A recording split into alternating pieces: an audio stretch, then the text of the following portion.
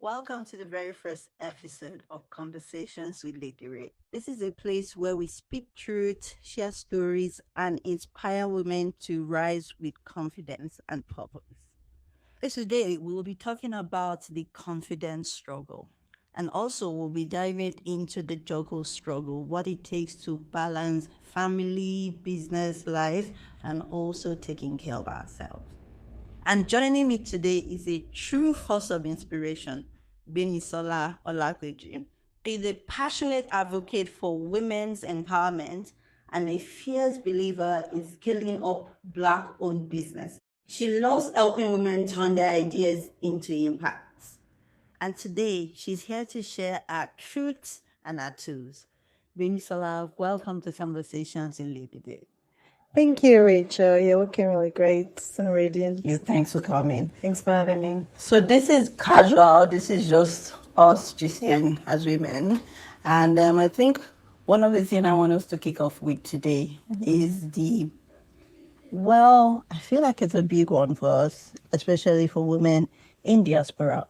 And I think that's I cannot say like confidence struggle, which is like an imposter syndrome, but I think it might be slightly different. But I feel like that's a big one. That feeling whereby you're somewhere and you kind of feel like, should I be here?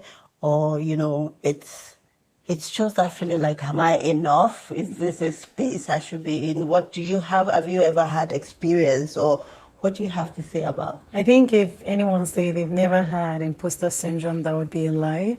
Like no matter where you are, how big or small you think you are, sometimes you double check yourself and say, am I supposed to be here? Even sometimes we have that existential struggle that am I supposed to be where I am today? So a lot of us in diaspora usually face that. But what I would say is it is normal to face that. I mean, it is normal sometimes to even say, am I sure I'm supposed to be a parent?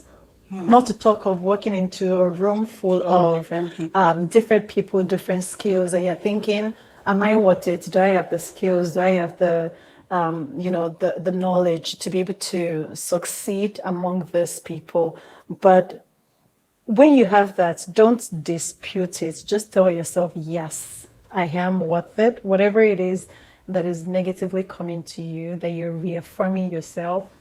People that are doing it, I always say it, they don't have two heads. Yep. So if they can do it, I can do better. And then that will give you the confidence boost that you need, because you always have to be your own cheerleader.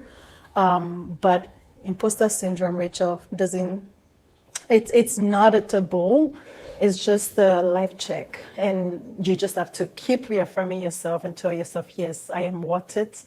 I have the skills to do this. I have the experience to do this. And I think I can do a great job at it in whatever situation.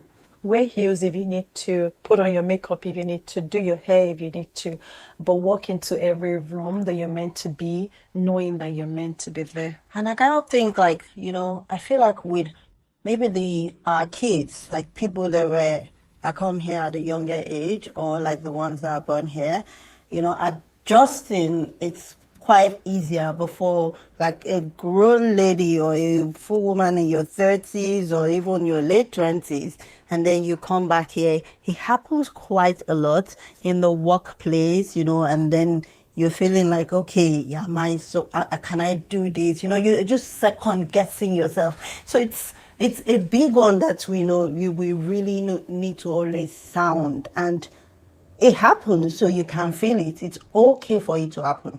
It's not okay for you to stay in that feeling. No. You need to understand what you carry, understand your value, understand that if they can be here, Yeah. I can be here. This is something that I can do also. So You own the table as much as anyone else. So, and your experiences, your skills from wherever you're coming from also matters. Because you're new in a new place, either a new workplace, a new country, a new city, doesn't invalidate what you already know. Awesome. That's it. Also, I think the next thing I want us to chat about is the juggle struggle. So, that's being able to balance family and work and every other thing in between. I'm going to say for me, when I moved back here from Nigeria, it was a bit of a struggle for me Right. because I had people back home that help you with so many things. Your kids, when it comes to food, it was way easier. But then coming here and finding out, okay, you get to do everything now. Like you're the cook, you're the, cleaner, and Yeah. then not like you don't do all these things before, but it's just different when it's just you. And then you want to be able to balance work, balance life, balance being a parent, balance being, whatever it is you're supposed to do or be. So that's something I know women go through a lot. Do you have, how does that resonate with you? I think it's a big thing. It is a big thing, especially if you have a family. If you're a single person, it's a little bit much easier because you have less things competing for your priorities. But if you have a family to look after, you have kids sport, you have to, give your kids dinner. It might not be easier for single people too. It might just be more for people that have It is kids. more Yeah. for sure. And like I said, they have less competing priority. It doesn't mean that they don't have any competing priorities. You're not a robot and you will not be able to be at everywhere every time. So choosing your priorities and knowing what you can achieve in a day. And sometimes for me, that looks like, I'm sitting out on some events because I just need a day to rest. Yeah. And recuperate Priorities. and, Setting your priorities, setting your boundaries.